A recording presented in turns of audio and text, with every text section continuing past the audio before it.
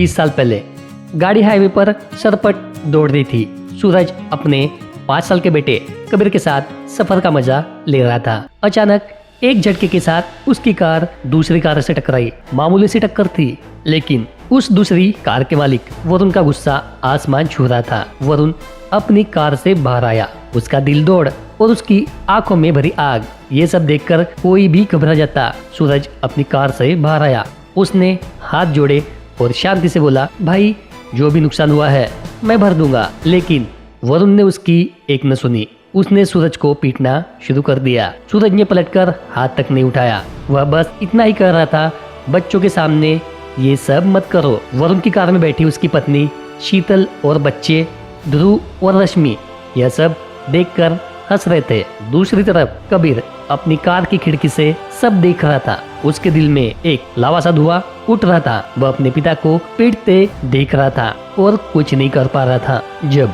वरुण चला गया तो कबीर ने अपने पिता से पूछा, पापा उस आदमी ने आपको पीटा और आपने कुछ नहीं किया। सूरज ने अपने बेटे के सिर पर हाथ रखा और कहा, बेटा उसकी कार में उसके बच्चे थे, अगर मैं कुछ करता तो उन पर बुरा असर पड़ता। कबीर ने अपने पिता की बात मान ली, लेकिन उसके मन में वह घटना एक कांटे की तरह चुभ गई। 20 साल बीत गए। सूरज अब इस दुनिया में नहीं थे, लेकिन कबीर ने अपने पिता के सपने को पूरा किया और एक ईमानदार पुलिस अफसर बन गया। उसकी जिंदगी में सब कुछ सही चल रहा था। उसकी एक प्रेमिका भी थी, रश्मि। एक दिन वह रश्मि के घर गया। वहाँ उसने रश्मि की माँ शीतल और भाई ध्रुव से मुलाकात की। बातचीत के दौरान कबीर ने रश्मि के पापा के बारे में पूछा। शीतल की आंखों में आंसू आ गए। उसने बताया कि वरुण पिछले 20 साल से लापता है। पुलिस ने भी बहुत कोशिश की, लेकिन उनका कोई सुराग नहीं मिला। कबीर ने शीतल को सांत्वना दी और वादा किया कि वह यह केस फिर से खोलेगा और वरुण को ढूंढेगा। उसने अपनी जांच शुरू की।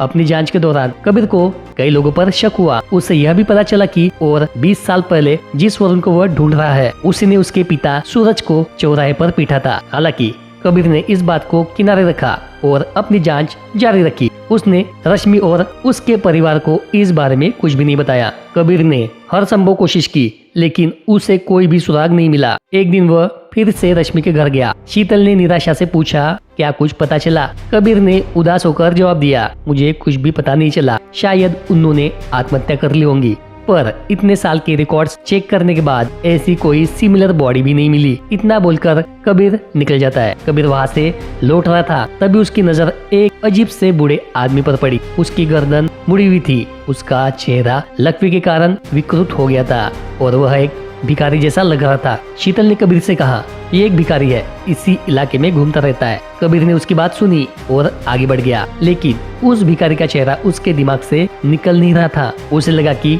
उसने उस भिखारी को हमेशा रश्मि के घर के आसपास ही देखा था। कबीर को शक हुआ और वह उस भिखारी से मिलने के लिए दौड़ा। वह भिखारी लकवे के कारण बोल नहीं पा रहा था।